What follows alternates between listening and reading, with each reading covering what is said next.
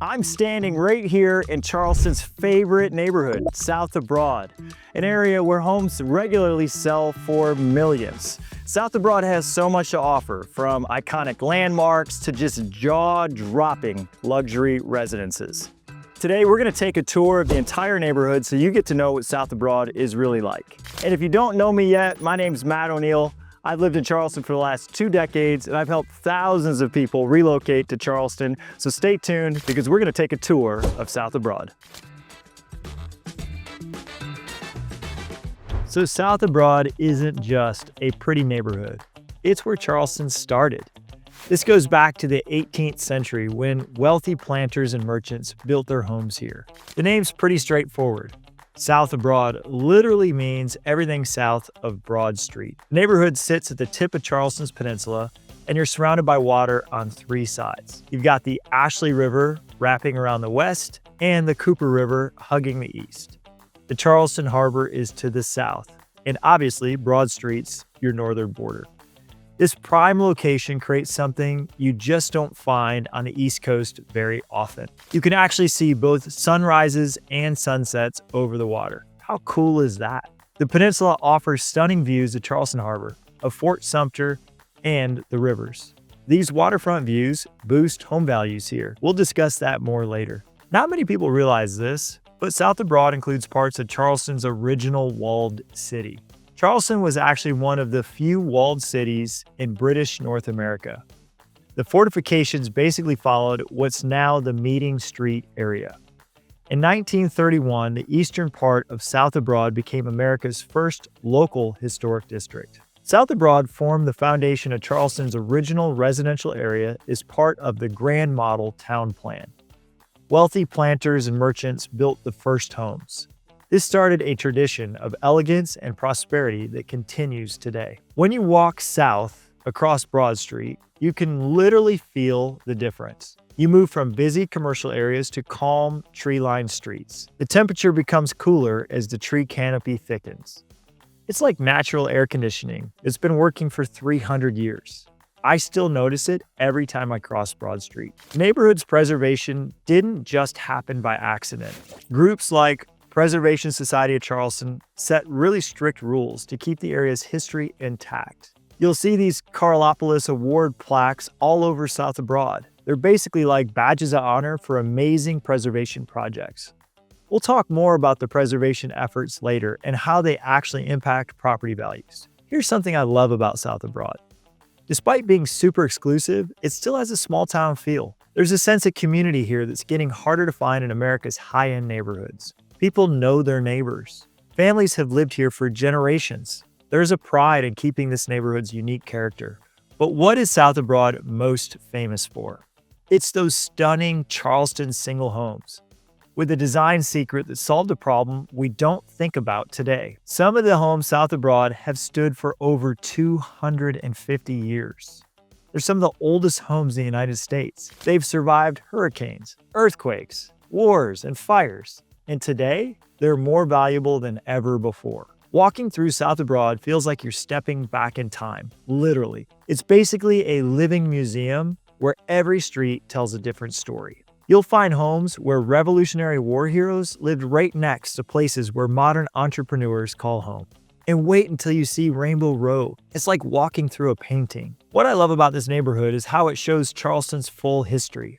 You got grand mansions built by wealthy merchants, sitting right next to elegant townhomes where ship captains lived. Carriage houses used to hold horses and carriages of wealthy families. Now they're converted into beautiful modern homes. You'll find everything from Georgian homes to grand Victorian mansions filled with intricate details. Each style basically tells you when it was built and who lived there. The earlier homes were simpler and more practical. They were built by people who were just focused on surviving in the new world. But those later Victorian homes, those were built during Charleston's golden age, when families wanted to show off their success with all these elaborate details and grand porches. By the way, if we haven't met yet, my name's Matt O'Neill. I'm a Charleston real estate agent who just loves helping people move to this area. I've been doing it for the last 2 decades and have helped over 5,000 families buy a home in Charleston. If you love learning about Charleston, make sure you hit that subscribe button. because I post new videos about what it's really like to live in Charleston every single week. Now, let me show you the most distinct architecture style in South of Broad. It's the Charleston single houses. These homes have a unique design. They have a narrow profile that faces the street with a side piazza. That's what we call porches in Charleston. And the design isn't just for looks. It was super practical for creating cross breezes in the southern heat before there was air conditioning. So the small door next to the main entrance, that's called a privacy door, and it opens directly to the piazza. The front door of a Charleston single house typically doesn't lead into the home, but instead onto the side piazza porch. This clever design gave residents privacy while still letting them catch those cool ocean breezes. And trust me, in Charleston summers, you want cool breezes. Charleston's famous for these incredibly decorative gates and fences, but they weren't just pretty. They were serious status symbols for wealthy homeowners. Take a close look and you'll notice that no two ironwork designs are exactly alike. Each one was custom made by skilled artisans specifically for that property. We'll see some of the most famous examples when we get to the Sword Gate house in just a few minutes. Let's talk about some of the details that make these homes special. Those gas lanterns you see flickering on historic facades, many are still running on actual gas. And the shutters aren't just for show. They're fully operational and designed to protect windows during storms like hurricanes. Those raised foundations, that's not just to make the homes look grand. It's actually super practical for cooling and for flood protection. What blows me away is how these homes have even been updated while keeping their historic character. Inside the historic buildings, you'll often see modern interiors. They come with all the luxury features of today's buyer's desire. Central air, gourmet kitchens, spa bathrooms, all hidden behind these historic exteriors. It's really the best of both worlds. So what does it cost to live here? You might be surprised by the numbers. I'll explain why these homes are undervalued compared to some similar neighborhoods. The median home price in South of Broad is around $2.7 million, but properties range all over the place. You've got historic mansions, Charleston single houses, carriage houses, and renovated kitchen houses. Some of the grand estates on the Battery can sell for more than $10 million. Most homes here have to follow strict preservation guidelines. If you want to renovate, you need approval from the local boards to make sure the neighborhood's historic fabric will stay intact. That can be a headache for homeowners, but it's also what keeps the value and the character of South of Broad. The real estate market here is pretty unique because there's such a limited inventory and such a high demand. South of Broad is considered one of the safest real estate investments in Charleston. The area's history and appeal keep property values strong even when the market drops. Now let's look at famous landmarks in this grand city. One of them is actually a $10 million Civil War era gate. Many people pass by it every day, unaware of its amazing story. It wouldn't be a tour of South of Broad without Rainbow Row. Rainbow Row isn't just an Instagram famous place. Each of these colorful homes has a fascinating story going back to the 1700s when the Charleston's commercial waterfront market was just emerging. Rainbow Row is a series of 13 pastel-colored Georgian row houses on East Bay Street. It's probably the most photographed spot in all Charleston and maybe in the entire Southeast. But here's something most people don't know. Rainbow Row's pastel colors are not original. These buildings, they were commercial structures, and they weren't painted these colors until the 1930s and 1940s. After the Civil War, this area had really fallen apart. Then in the early 20th century, the resident named Dorothy Porcher Legg bought some of these homes and painted them pastel pink. Other owners saw what she did and thought, hey, that's pretty cool. So they followed with different colors. And just like that, a Charleston icon was born. This is a great example of smart preservation efforts that I talked about earlier. They have really changed the neighborhood. Just a short walk from Rainbow Row is the Battery and White Point Garden, a waterfront promenade and park at the tip of the Peninsula of Charleston. Here you'll see Civil War cannons, beautiful live oak trees with Spanish moss, and stunning homes in Charleston that overlook the harbor. When you stand on the Battery, you're right at the meeting point of the Ashley and Cooper rivers, with Fort Sumter visible in the distance. The Battery's seawall was originally built for defense, but now it's a gorgeous public space where tourists and locals just hang out and enjoy harbor views. The homes along the Battery are jaw-dropping. Many were built by wealthy merchants and planners in the 19th century, and they showcase all kinds of architecture styles. These mansions have seen it all, from the Civil War to devastating hurricanes, and they are still standing today. Another cool spot is the Edmonston Alston House. It looks over the harbor and offers tours for visitors. It's where General PGT Beauregard watched the first shots of the Civil War being fired at Fort Sumter in 1861. Then you've got the Swordgate House, built around 1803. It's known for these incredible wrought iron gates made famous by blacksmith Christopher Werner. The gates have crossed swords, and here's what's cool. They were originally created for the city's guardhouse, but somehow ended up on this private residence. This house is one of the most valuable in all of Charleston. It last sold for over $10 million. And the iron gates I mentioned earlier, that's the crown jewel of the example. South of Broad also features the Hayward Washington House. This historic home belonged to Thomas Hayward Jr., a signer of the Declaration of Independence. George Washington stayed here during his Southern tour in 1791, which is how it got its name. Today, it's a museum with an amazing collection of Charleston-made furniture. Another stunner is the Williams Mansion, formerly known as the Calhoun Mansion. At 24,000 square feet, it's the largest private residence in Charleston, with 35 rooms filled with decorative arts. The scale of this place is just mind-blowing when you see it in person. The neighborhood features the Nathaniel Russell House. It's famous for its neoclassical architecture and stunning free-flying staircase. This staircase rises 3 floors without any visible support. It's an architectural marvel that still makes visitors go, wow, even today. These landmarks are just the highlights of what makes South of Broad so special. There are countless historic homes, each with its own story and architectural significance. But what's it actually like to live south of Broad? Now let's talk about the community and the lifestyle. And you will be surprised at how it feels more like a small town here than a luxury enclave. Living in South of Broad means being part of a 300-year-old tradition, while enjoying surprisingly active modern lifestyle. One of the best things about living south of Broad is how walkable it is.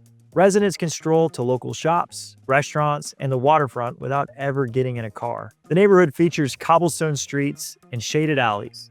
It's also very close to Charleston's best dining, shopping, art galleries, and cultural spots. A typical day for someone living south of Broad might start with a morning jog along the Battery and grabbing coffee at a local cafe like Harbinger.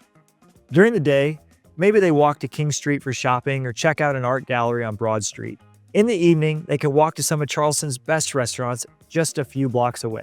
Even though it's mostly residential, South of Broad is just a short walk from high-end art galleries, museums, and cultural spots. The Hayward Washington House Museum is right there south of Broad. You're also within walking distance of Charleston's museum and the Old Exchange Building. Local events like Spoleto Festival USA bring together residents and visitors for opera, theater, jazz, and dance. The 17-day International Arts Festival basically turns Charleston into a global cultural hub every spring. And it's just one example of how this historic neighborhood stays vibrant and culturally relevant. Later, we'll talk about South of Broad's cultural importance. There, you'll see how these events link to the neighborhood's broader impact. The community here south of Broad is tight-knit, and it's welcoming. People share this deep appreciation for the area's history and significance. Residents of South of Broad take part in preservation efforts, neighborhood events, and social gatherings. There's a real sense of belonging and a pride in maintaining what makes this area so special. While it was home to Charleston's elite, today you'll find all kinds of people living here. Young professionals, families with kids, retirees, part-time residents with vacation homes, they all call South of Broad their home. Healthcare is another plus for residents. South of Broad is near top healthcare facilities. The Medical University of South Carolina, Roper Hospital, and East Cooper Medical Center are all just a quick drive away. There are also plenty of primary care and specialty clinics nearby, so you are well covered for any medical needs. With all these incredible qualities, what does it actually cost to live south of Broad? Let's talk real estate, and I'll share why these homes are such a smart investment. South of Broad isn't just Charleston's most prestigious address, it's also one of the strongest real estate investments in the Southeast. The housing market south of Broad is super competitive because we have tight inventory, which often leads to bidding wars. The median home price is currently $2.7 million, which makes it more expensive than 99.7% of all neighborhoods in South Carolina. The market remains strong, even with high prices. This is due to the neighborhood's unique mix of history, location, and prestige. Home prices have increased steadily over the past several years, even when other markets were struggling. This stability links directly to the preservation efforts we talked about before, and it creates scarcity in the market. Here's what makes real estate so unique. The inventory is extremely limited. South of Broad's basically built out. No new construction because there's no more land. It's classic supply and demand. That keeps driving the value up. There's a low supply and a high demand. Remember those old historic district designations I mentioned? This is where they really impact the market. Right now, homes in South of Broad are highly sought after. Desirable properties like those with water views and original features, they sell fast. They may even go for more than asking. Those battery homes with harbor views we toured earlier, they're often the quickest to sell. The housing inventory includes all kinds of options. You've got historic single-family homes, converted condominiums and remodeled historic buildings, carriage houses, and waterfront estates. They all provide different ways to get into this exclusive neighborhood. This variety gives buyers options at different price points, and we'll discuss that in a moment. Price points start at around $825,000 for a smaller condo, and they can go up to over $10 million for grand historic mansions on the Battery. The price per square foot averages $940, which shows you just how exclusive South of Broad really is. Here's something interesting about the South of Broad real estate market. Some homes have literally never been on the market. They've been passed down from family to generation to generation. There's also a prestige of owning a piece of South of Broad that goes way beyond just the financial investment. Charleston has several financial advantages that make South of Broad even more attractive. Low property taxes, especially compared to nearby coastal areas. There's also no tax on Social Security benefits for retirees. Plus, property values have risen steadily, making this area even more appealing. These economic benefits boost the real estate market. South of Broad is great for primary residence and vacation homes. The South of Broad does have some challenges. The housing cost is high. There's limited parking and narrow streets, and that can make getting around tricky. And the area is vulnerable to flooding and to hurricanes due to its low-lying coastal location, and that can be a concern. Plus, you have strict historic regulations that can limit what renovations you can do to your home. The neighborhood has big changes in population during the seasons. Many homes are vacation spots or second residences. This creates an interesting dynamic where the character and the area changes throughout the year. Beyond its beautiful homes and prime locations, South of Broad has also made its mark on American culture. Let's explore the cultural significance and how it's being preserved for future generations, including those hidden gardens I mentioned at the beginning that you'll rarely see on typical tourist photos. South of Broad isn't just a beautiful neighborhood. It's a character in itself, immortalized in literature and protected for future generations. Many people first heard of South of Broad through Pat Conroy's novel with the same name, which was published in 2009.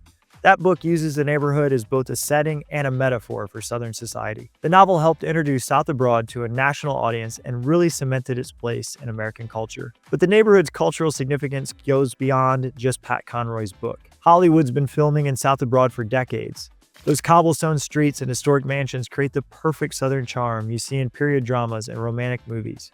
You've probably seen those streets on the screen without even realizing it. The neighborhood's also been a creative hub since Charleston's earliest days. Take DeBow Hayward, who lived right there when he wrote Porgy and became the famous opera Porgy and the Bess. Even today, contemporary artists and writers are still choosing South of Broad as their home base, drawn by the same inspiring atmosphere.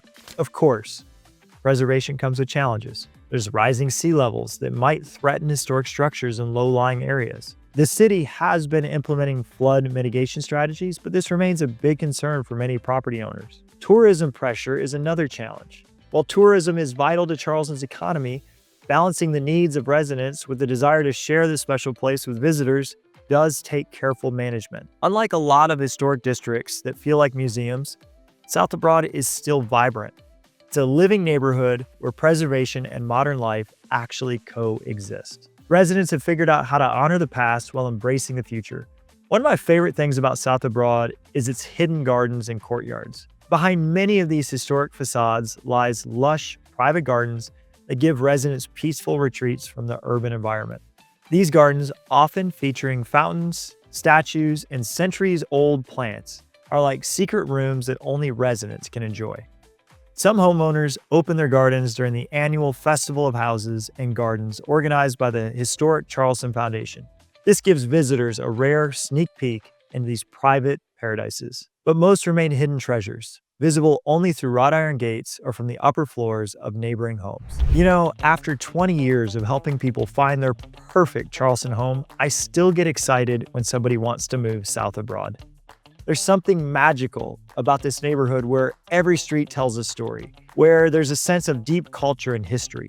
From its perfect peninsula location and amazing architectural treasures to the strong community and impressive real estate appreciation, South Abroad really is the crown jewel of all Charleston neighborhoods. If you are serious about buying or selling in Charleston, I would love to help you. You can email me at sales@mattoneilteam.com or call 843-619-0401.